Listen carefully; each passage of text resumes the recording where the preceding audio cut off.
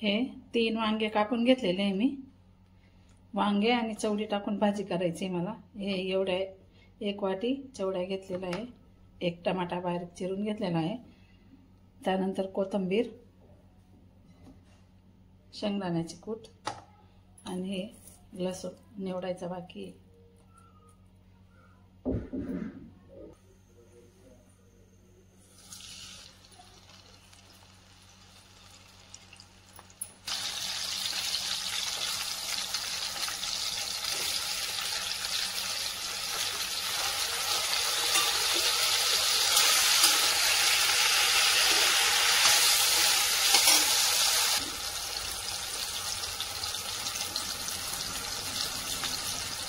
मीठ टाकून देते, कारण की मीठ टाकल्याने ना वांगे असं या दिवसाचे उन्हाळ्याचे ना थोडे कडसर लागतात ना, तर नाही लागत, त्याच्यामुळे मी मीठ टाकून देते।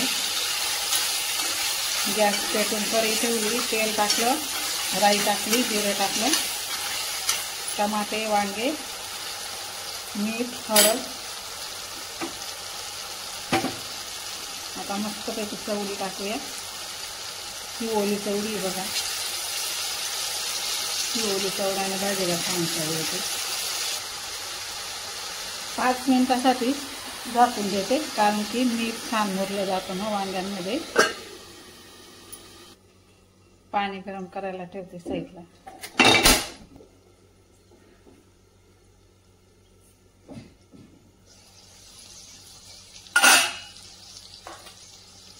ही थोडी तिखट चटणी,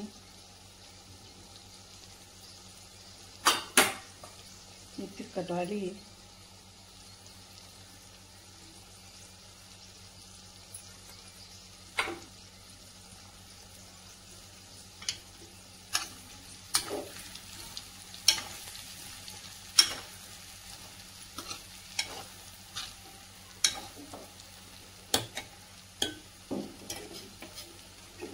पाणी गरम झालेलं आहे।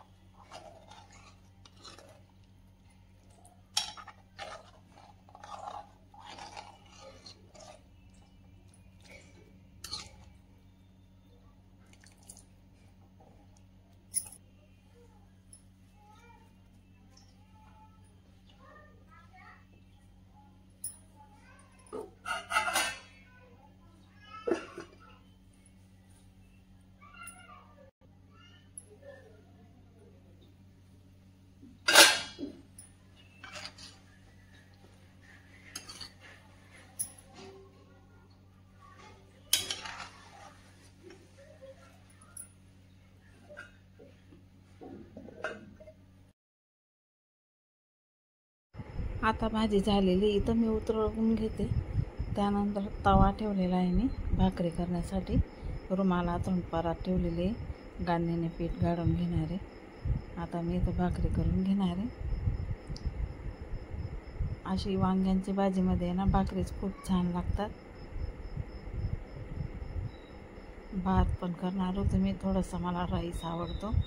वांग्या असं शेंगदाणे वांग्याची भाजी केली की मला राईस खूप आवडतो, पण जाऊ दे म्हटलं, आता कंटाळा केला मी, कंटाळा पण खूप येत होता मला, तर अशा भाकरीच करून घेतल्या मी फक्त।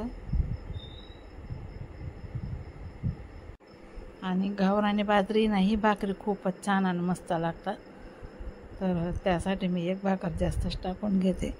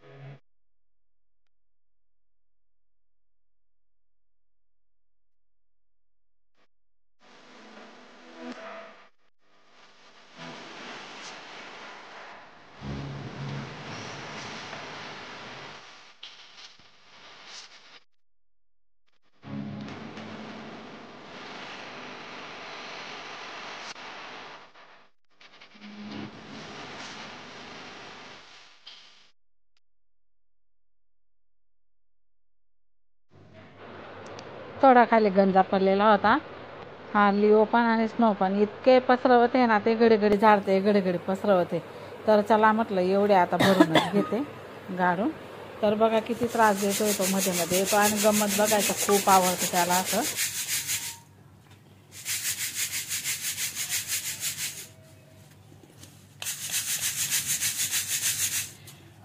ही एक तगारी घाण निघालेले, फक्त ही एक गोणीमध्ये.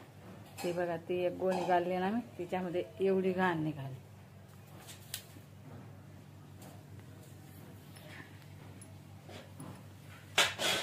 आणि हे तर आधी या गाणीने काढून घेतलेले आहे मी हे.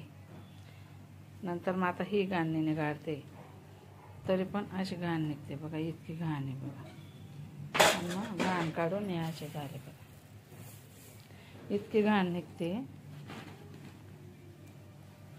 ही एकच गोणीमधून एवढी घाण निघाली. हा बघा कसा खेळतोय.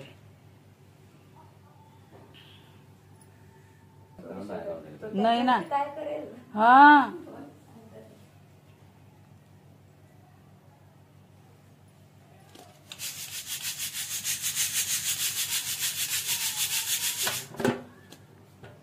निवड ना मग, गहू निवड निवड निवड निवड, तू पण निवड गहू.